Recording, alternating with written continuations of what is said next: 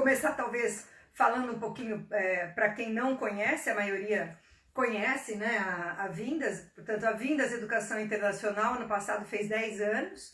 Nós organizamos, quer dizer, o nosso core é organizar uma semana de imersão das pessoas em Portugal e na Espanha para conhecer profundamente o sistema educativo dos dois países, né? Isso é o principal que a Vinda faz. Depois a Vindas faz muitas outras coisas e entre elas, essa coisa da Covid, nós começamos a pensar nessa questão da live, porque a gente queria muito estar junto com vocês e queríamos continuar o nosso trabalho, né? Nós dizemos sempre que a Vindas é uma empresa com causas e a gente queria continuar essas causas e por sorte, essa questão da tecnologia nos aproxima. Vou agora, então, talvez, passo já para o Davi, né? E o Davi vai falar, então, sobre... inovação em educação. Exatamente. Ok? Muito bem. Ótimo. Olhem, como disse a Luz, nós estamos realmente nesta situação de nos termos alargado.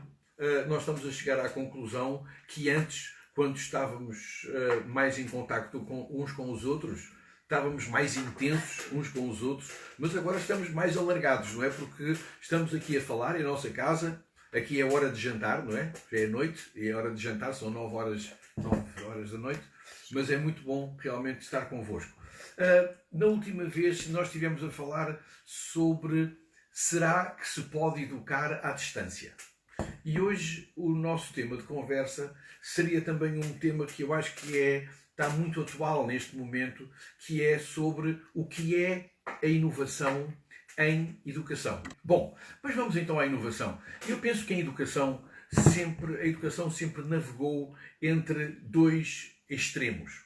Um extremo da educação é o que tem a ver com conservar, com transmitir e com aculturar. Quer dizer que há muitas perspectivas educativas que dizem que a educação, o que tem de fazer fundamentalmente é isto, é transmitir, é conservar uma determinada cultura e, sobretudo, aculturar as crianças a um determinado tipo de valores que são os valores dominantes na sociedade.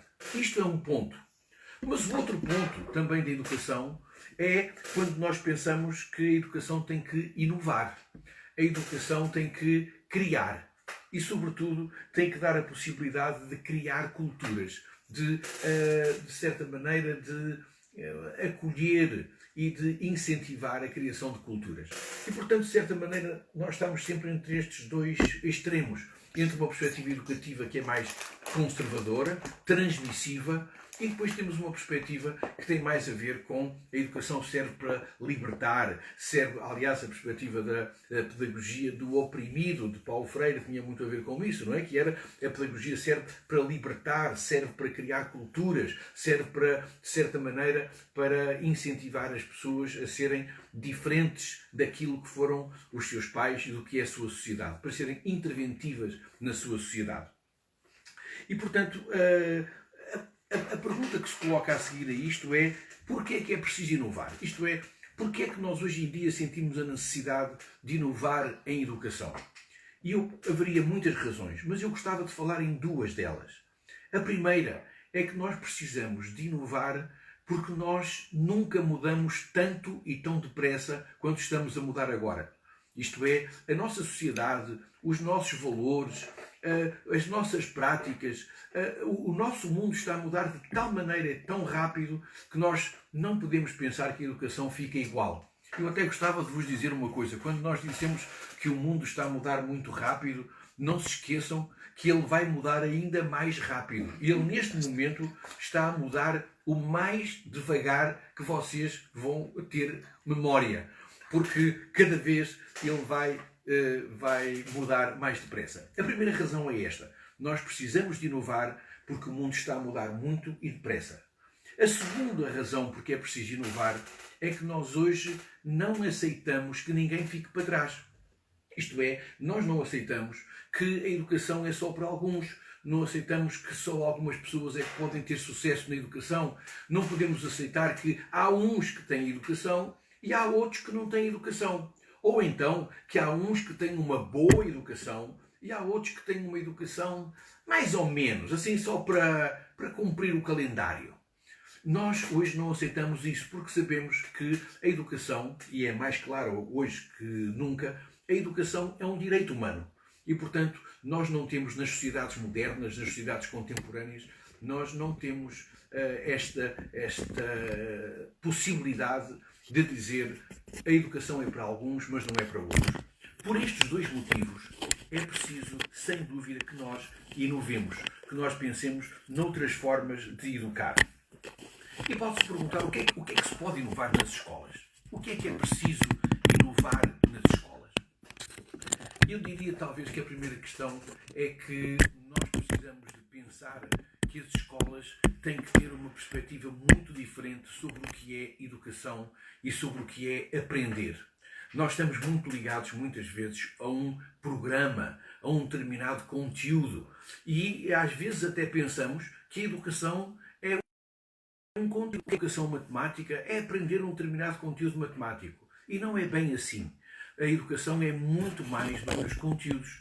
E outra questão muito importante é que hoje em dia nós discutimos se nós não estamos com uma obesidade curricular.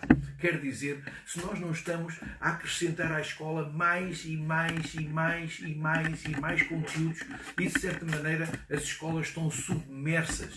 As escolas estão absolutamente incapazes, muitas vezes, de gerir o currículo, porque o currículo é tanto que a única possibilidade que existe é dar conteúdos, dar. Não há muito tempo, uma professora de matemática dizia-me: sim, eu gosto muito da inclusão, mas diga-me uma coisa, eu tenho que dar 170 aulas de matemática. Como é que é possível a inclusão com 170 aulas de matemática? E vocês reparem, as 170 aulas era como se fosse uma emanação divina. Ninguém podia discutir. Eram 170 aulas. Isto é uma questão que se pode inovar, sem dúvida. É nós não pensarmos que o currículo é absolutamente fixo e mais. Está uma boa altura para nós discutirmos o que é que nós consideramos que é efetivamente essencial. Em Portugal, nós fizemos, há 2 anos, uma reflexão sobre isso e nós temos uma plataforma do que nós chamamos as aprendizagens essenciais. Quer dizer, aquilo que é essencial para um aluno aprender. O que ele aprender para mais, para menos ou para diferente, isso é uma questão de gestão do currículo. Mas nós temos uma plataforma, digamos, uma plataforma essencial do que é a aprendizagem. Um segundo aspecto que é muito importante para inovar são as questões que têm a ver com a forma de adquirir o conhecimento. E para adquirirmos o conhecimento, nós temos tido uma estratégia muito má, que é nós utilizarmos um professor a falar para 30 alunos e os alunos a aprenderem o mais depressa possível, a tirarem apontamentos, a fazerem fichas de trabalho, a levarem trabalhos para casa, etc. E nós hoje em dia sabemos que é preciso nós trabalharmos mais e mais na questão da forma como se adquire o conhecimento. E isto seria uma longa conversa, mas eu gostava só de vos dizer que para os alunos ficarem comprometidos com o conhecimento, uma questão que é fundamental é comprometê-los a eles, é chamá-los a eles, é perceber o que é que para eles lhes interessa, o que é que os motiva, o que é que os excita, o que é que os entusiasma em relação ao conhecimento. E aí aparecem muitos sistemas de inovação, o design thinking, as questões relacionadas com a sala de aula invertida, os trabalhos de projeto, tanta questão que mais não é do que ir buscar os alunos onde eles estão. Onde eles estão. Quer dizer, nós irmos motivar os alunos para trabalhar a partir do que são as culturas deles, do que são as motivações, do que são os ritmos, do que são as interações que eles têm. Um terceiro e último aspecto que eu penso que se pode inovar é, sem dúvida, a forma como nós interagimos com os alunos.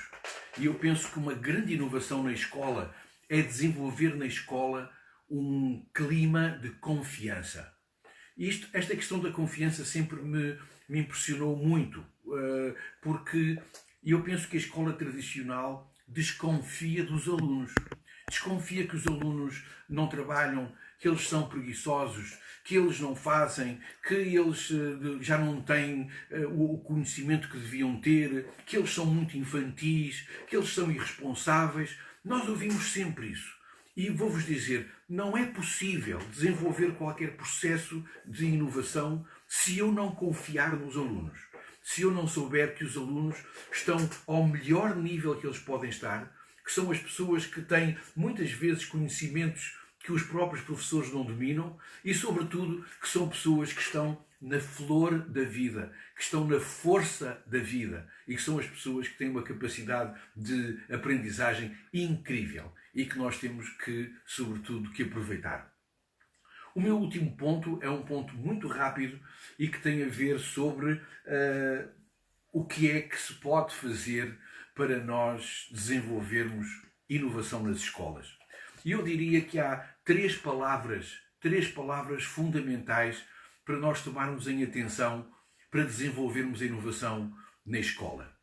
A primeira palavra é cooperação.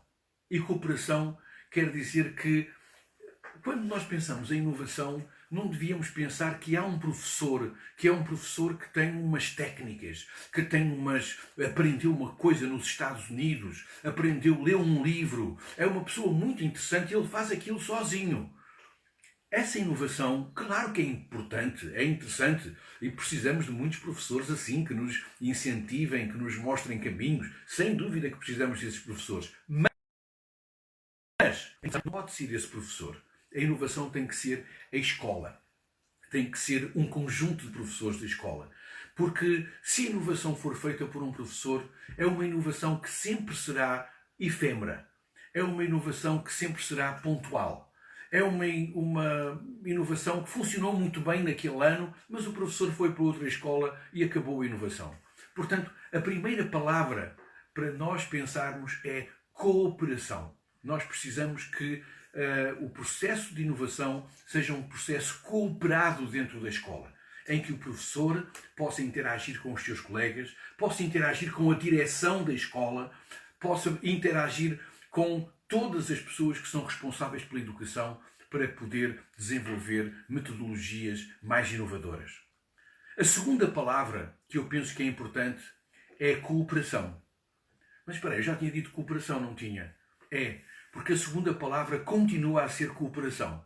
E desta vez, cooperação com os alunos. Essa questão do estabelecimento de um clima de confiança. De eu dizer, vocês podem chegar mais longe. Vocês podem ajudar-me. Vocês podem ajudar a escola. Vocês podem ajudar-nos a todos a fazer uma melhor educação para vocês. Nós podemos todos cooperar para isso. A segunda cooperação é a cooperação com os alunos. E a terceira palavra é cooperação. E a terceira palavra é cooperação, porque é fundamental que esta cooperação seja desenvolvida num âmbito de uma comunidade. É importante que a escola mostre à comunidade que está a fazer coisas diferentes, que a escola mostre à família que está a fazer coisas diferentes.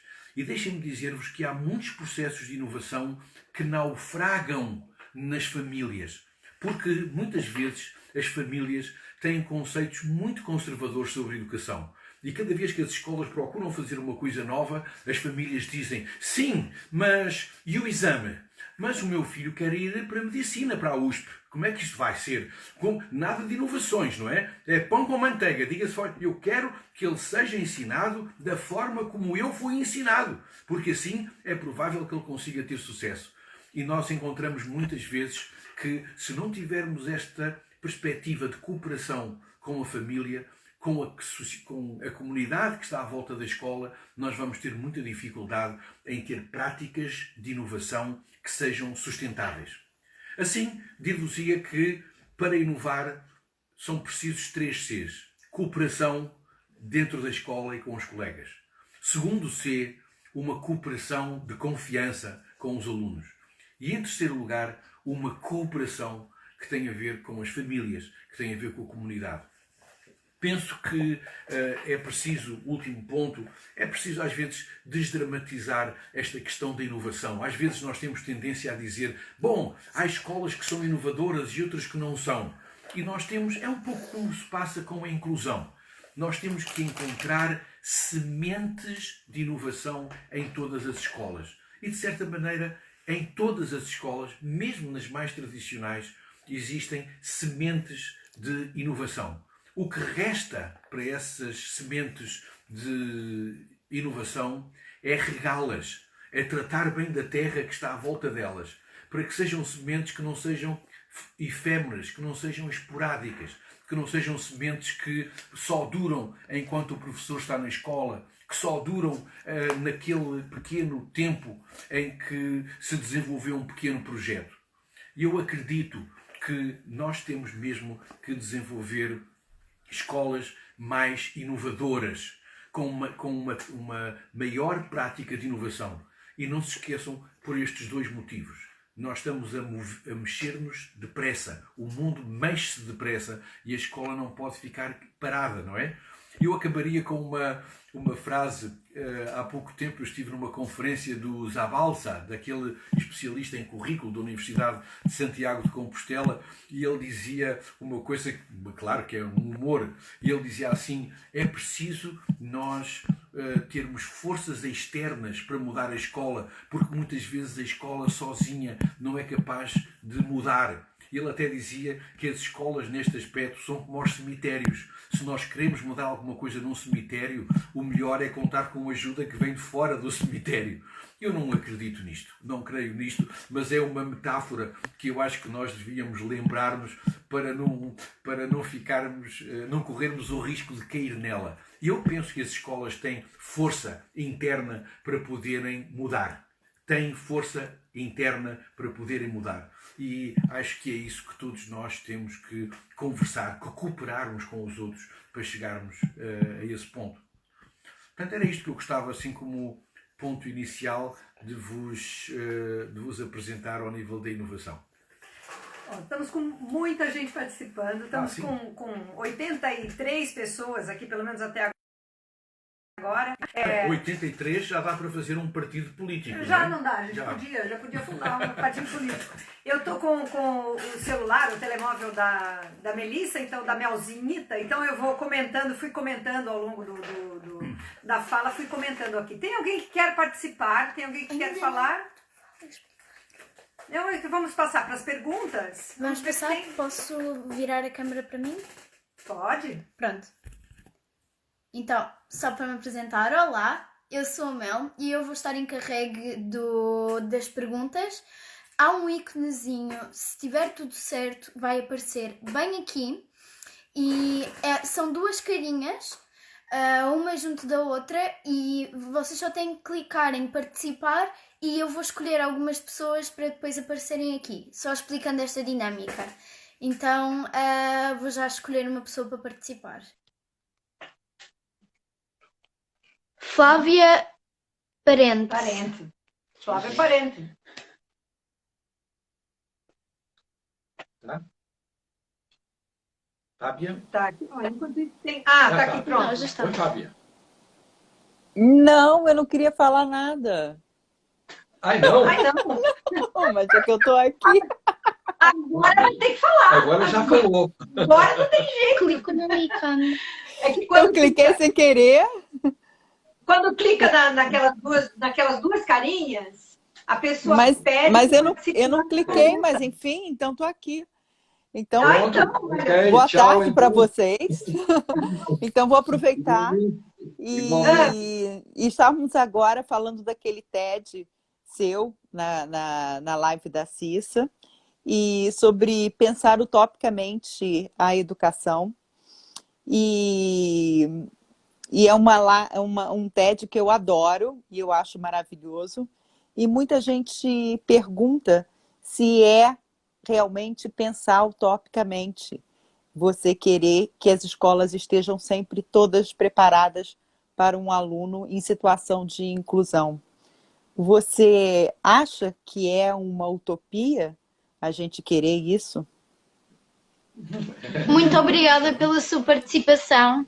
Obrigada. Vamos passar agora à próxima. Se pudéssemos responder agora já ou não?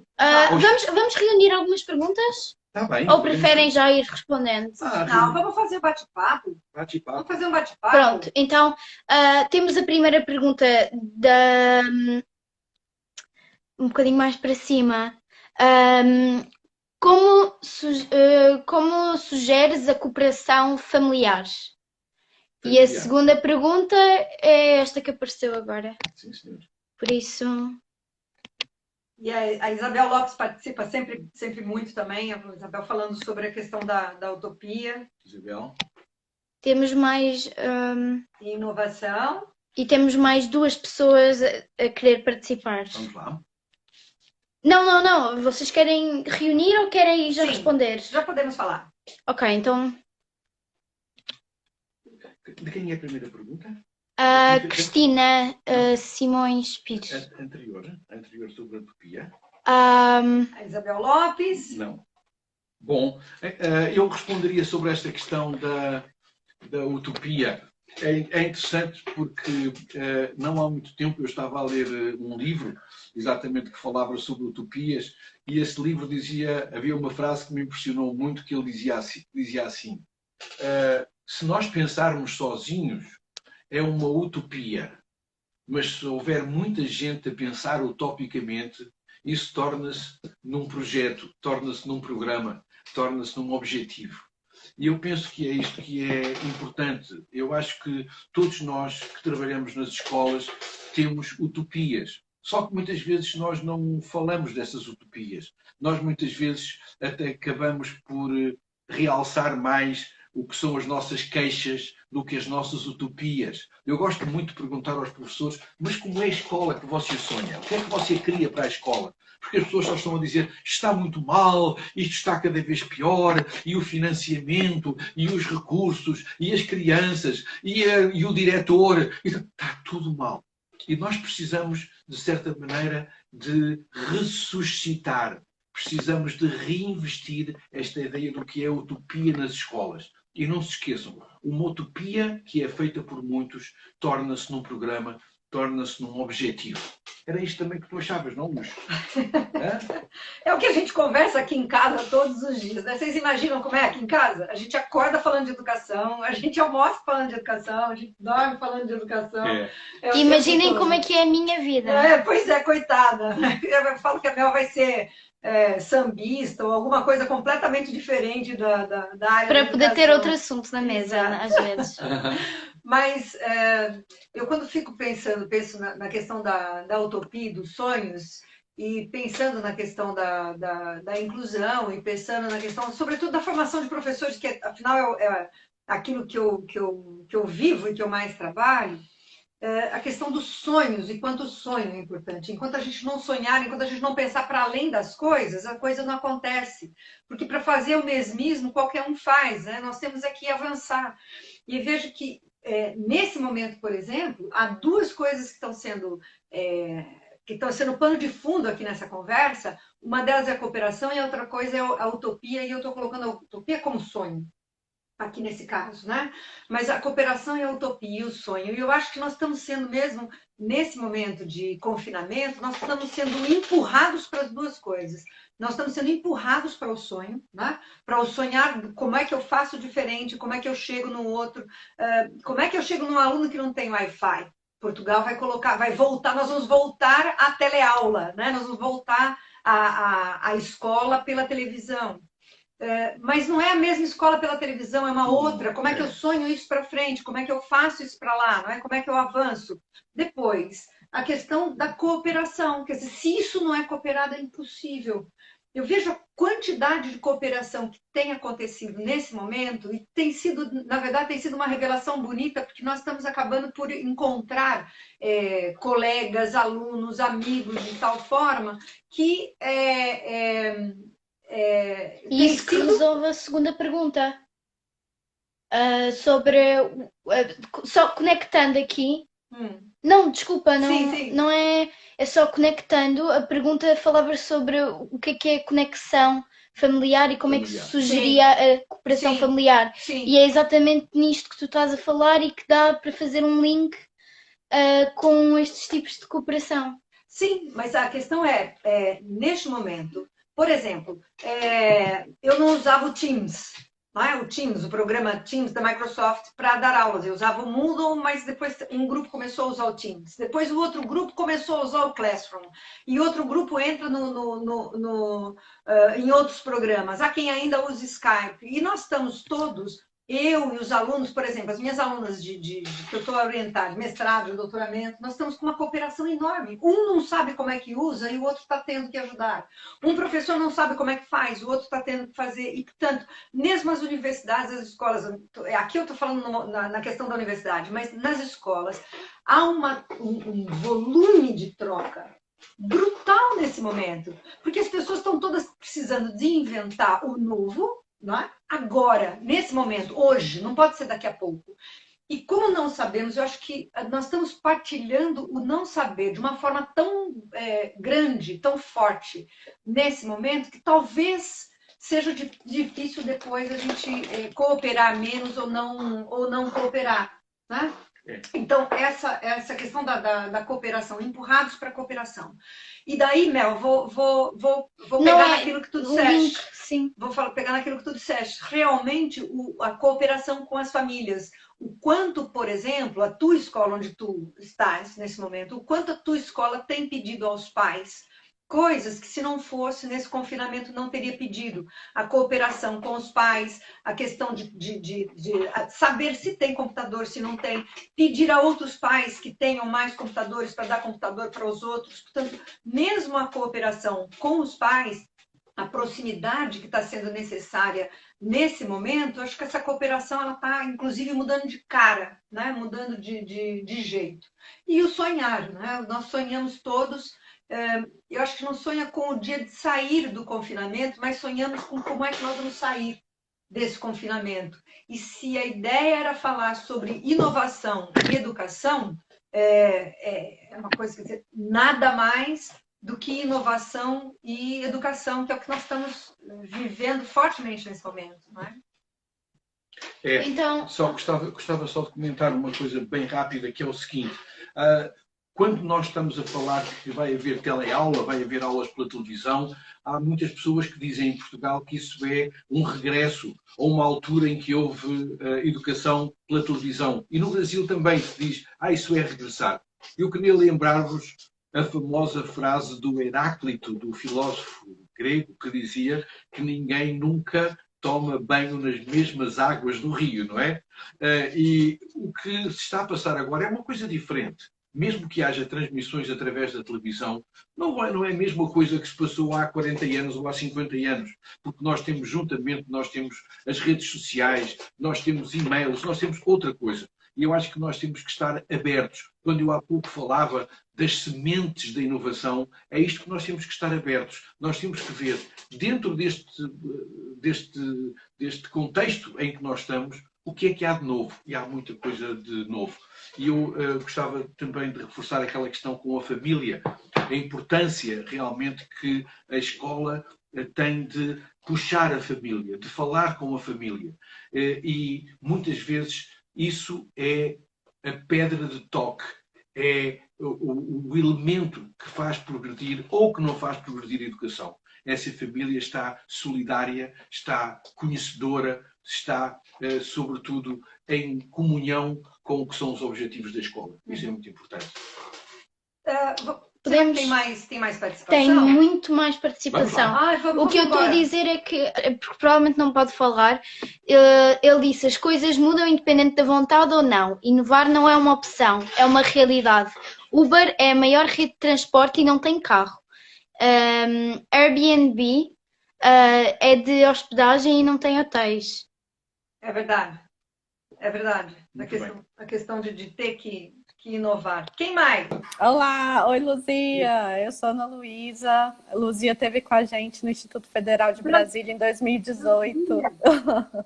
Sim, claro. Eu tinha me organizado para encontrar vocês em outubro aí em Portugal e participar do encontro, mas aí aconteceram outras coisas e hoje eu estou aqui em Salvador fazendo doutorado sobre inovação educacional. Mas a partir da concepção da inovação como processo de transição desenvolvimental para o professor.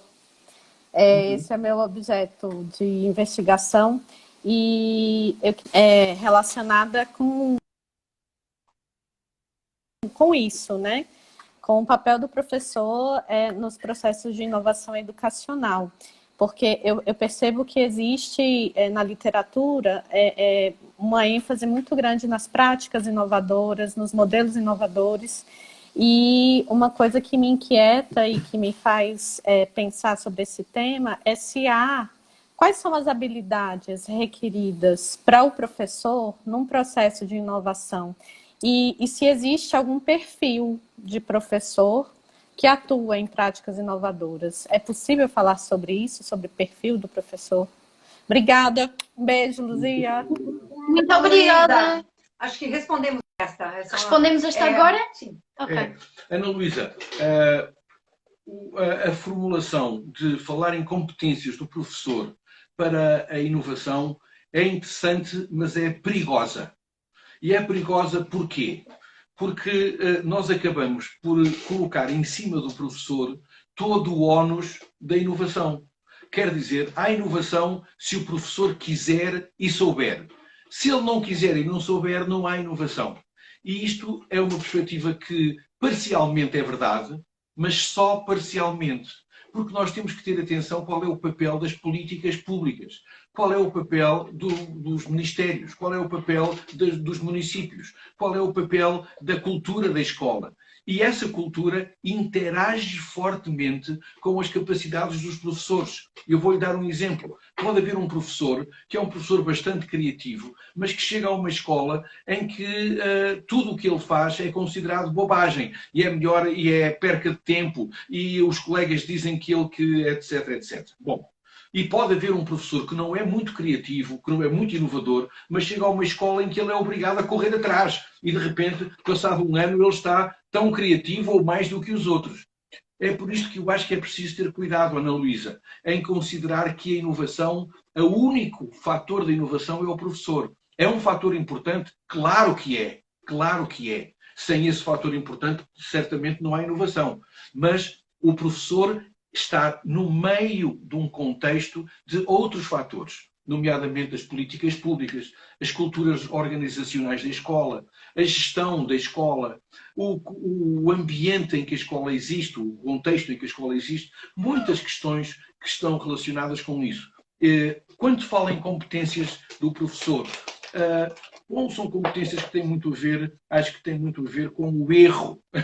Sabe que eu acho que a inovação está profundamente ligada ao erro. Isto é, alguma pessoa que procure fazer inovação sem haver nenhuma possibilidade de errar, essa pessoa vai errar de certeza. E vai errar feio, não é? É muito importante que o professor seja aculturado numa perspectiva de erro, que quer dizer de investigação, que quer dizer de procura, que quer dizer de aproximação das soluções. E eu acho que a inovação, tal como a investigação científica, está muito dependente desta aceitação do erro. E, obviamente, aceitação e superação, não é? O Bernard Shaw dizia muitas vezes, é preciso errar cada vez melhor. E eu acho que é isto que a inovação nos pede. É errar cada vez melhor e eu penso que é muito importante aculturarmos os professores para esta cultura de investigação sobre a inovação. Isto não funcionou muito bem, mas para a próxima vai funcionar melhor. E a outra coisa também a questão de pensar a inovação como tecnologia, atenção, não é? A inovação não é só o professor, como a inovação também não é só tecnologia. Nós estamos falando de inovação pedagógica, nós estamos falando de inovação da escola, nós estamos falando de utopia no sentido de reinvenção, não é? Nós temos que reinventar e, portanto, o fato de existir a tecnologia, e eu vou linkar aqui com a Patrícia Bodini, que fez a pergunta aqui, não é? Ai, Patrícia, que pergunta difícil. Eu vou ler aqui, mas é a questão da tecnologia. O fato de existir a tecnologia não significa necessariamente que ela vai ser válida pedagogicamente, que ela vai fazer com que aconteça a aprendizagem de todos os alunos e que aconteça uma aprendizagem que desenvolva nas pessoas o sentimento de pertença. né?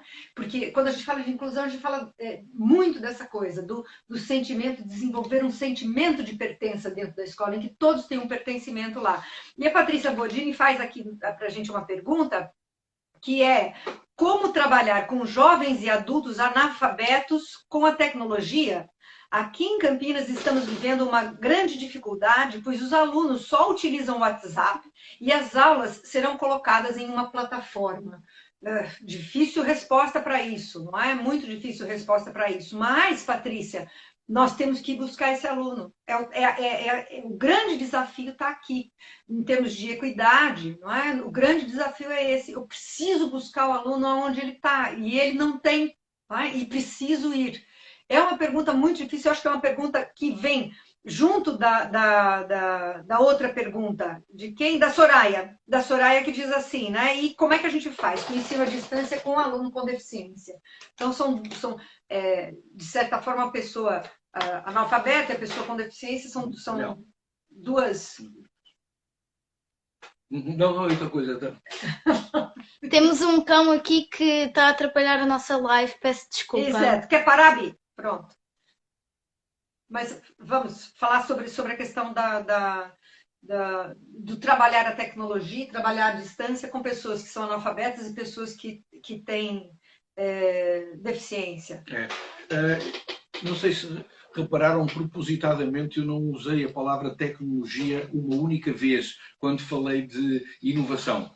Porque, sem dúvida que está muito ligado, o ícone da tecnologia está muito ligado à questão de inovação. Mas eu coordenei durante alguns anos um projeto de tecnologias e eu tenho muitas dúvidas que tecnologia significa inovação. Às vezes não. Às vezes a tecnologia só serve para engessar um ensino mais tradicional, em que, em lugar de nós termos um livro, temos um ecrã de computador. Isso não é muito diferente. E eu penso que a tecnologia, sem dúvida, é um elemento extraordinário e que pode permitir a inovação naqueles 3 aspectos que eu falei, nos aspectos do conhecimento, nos aspectos da interação, pode permitir, mas nós temos que dar um banho à tecnologia para a tecnologia servir a educação e não a educação servir a tecnologia. É muito importante porque a educação tem que ser, sem dúvida, o carro-chefe. A questão é como é que se ensina à distância um aluno com deficiência. A pergunta é a mesma, é como é que se ensina à distância um aluno sem deficiência. A questão não é muito diferente, não é? A questão não é muito diferente. Quer dizer, as variáveis podem ter valores diferentes, mas as variáveis são semelhantes. É que nós temos, obviamente, que apresentar aos alunos um conjunto de propostas de trabalho que sejam execuíveis para eles. Um dos grandes problemas que se está a passar é o facto do ensino à distância ser muito normalizado. E vocês reparem, parece incrível, não é? O ensino à distância acaba por ser mais normalizado, mais standardizado do que o ensino presencial. Isso aí é um ponto contra a tecnologia, a não ser que nós façamos propostas que sejam diversificadas. E aí podemos ensinar alunos com deficiência e alunos sem deficiência e não haveria muita diferença. Mel, já põe a próxima pessoa. Sim. E quando nós estivermos respondendo, já põe a pessoa seguinte, porque tem bastante gente querendo falar. Vamos lá. Sim, não vale a pena pôr as pessoas em cima de vocês. Vamos lá. Está a andar? Temos mais gente? Sim, sim, sim. Cristina Pires. Cristina.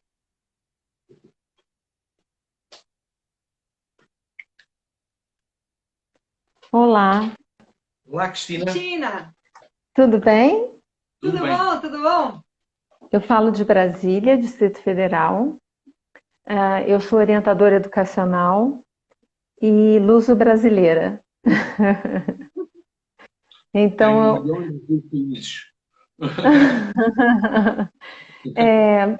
como eu fiz a pergunta sobre a participação familiar, né?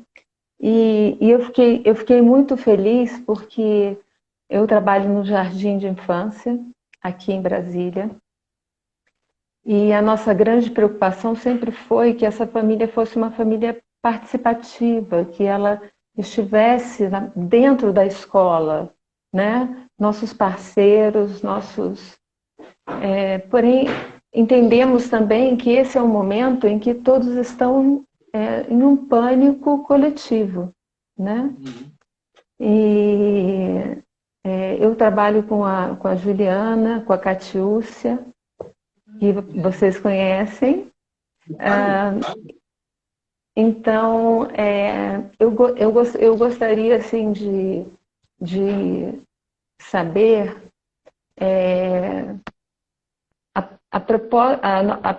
uma proposta da escola de criar um Instagram, por exemplo, uma página, com curiosidades, com sugestão de desafios, o professor fazendo um bolinho em casa e filma, coloca a receita, atividades bem lúdicas, né? Em que a participação familiar estaria presente. O que vocês acham desse tipo de trabalho, de iniciativa?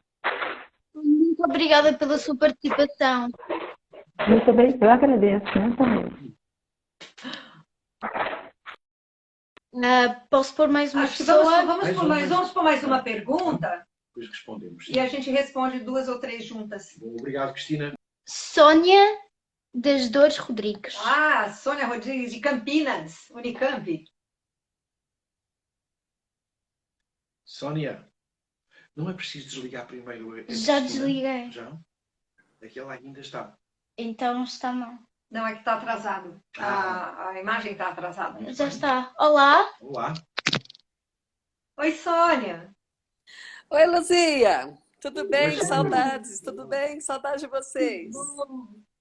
Sônia, você veio para Vindas, em que ano você veio conosco? Eu fui há 3 anos atrás já. 3 anos, acho, né? 3 anos, foi maravilhoso. Muito Bom ver vocês, escutando vocês falando da Melzinha. Aí eu falei, gente, a Mel já está do outro lado. Tudo bem, linda?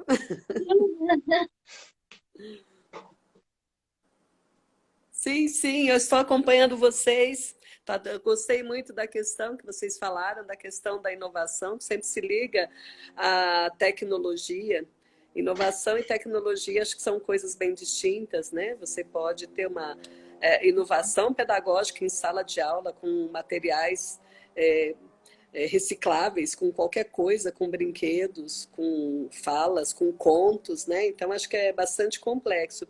Eu acho que o problema que está havendo agora é que, pelo menos deve estar acontecendo em Portugal também, no Brasil o professor teve que agora, de repente, se ver tendo que fazer inovações dentro de uma tecnologia que eles não dominam, né? Que não tem o domínio. E a gente também está se reinventando, né? Que a gente conhece um outro tipo de inovação, mas não conhece a tecnologia. Isso. Muito bem. Obrigada, Sônia. Muito obrigada Eu que pela sua agradeço. participação. Obrigada, meu bem. Obrigada.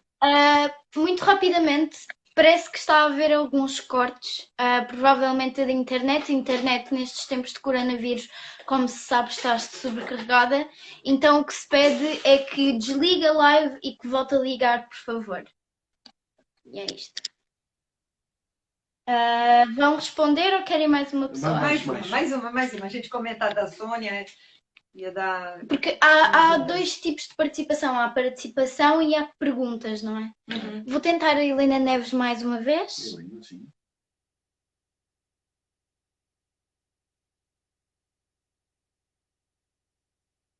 Alô, Aqui está a Helena. Helena. Olá! finalmente consegui falar. Olá. Helena Neves, diretamente daqui do lado de casa. Não. Olá, Guinha. Olha, estou um bocado mais longe, Luzia. Estou em Santarém. Pois é. Mas mora aqui pertinho, em Santarém. Olha, estão-me a ouvir bem. De vez em quando perco a rede. Conseguem? Muito Pronto, bem. era só para vos dar um grande beijinho e dar o parabéns por esta belíssima iniciativa, que é ótima para nós, para nos ajudar a refletir e pronto, e dizer-nos de facto vivemos agora momentos complexos e incertos na educação e que de certo modo esta pandemia veio pôr em causa os processos de ensino e de aprendizagem e determinar implicações e respostas diferenciadas por parte dos docentes, não é? E gostava de saber também qual é a vossa opinião do papel ou da ação dos professores, dos docentes de educação especial neste processo de ensino à distância. Qual o destaque que deve ter o docente de educação especial?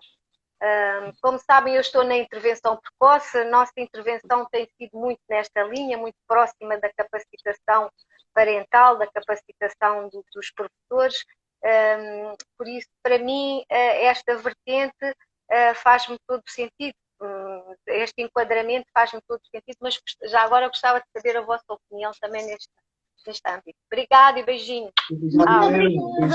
Beijinho, obrigado. Beijinho, Mel, beijinho.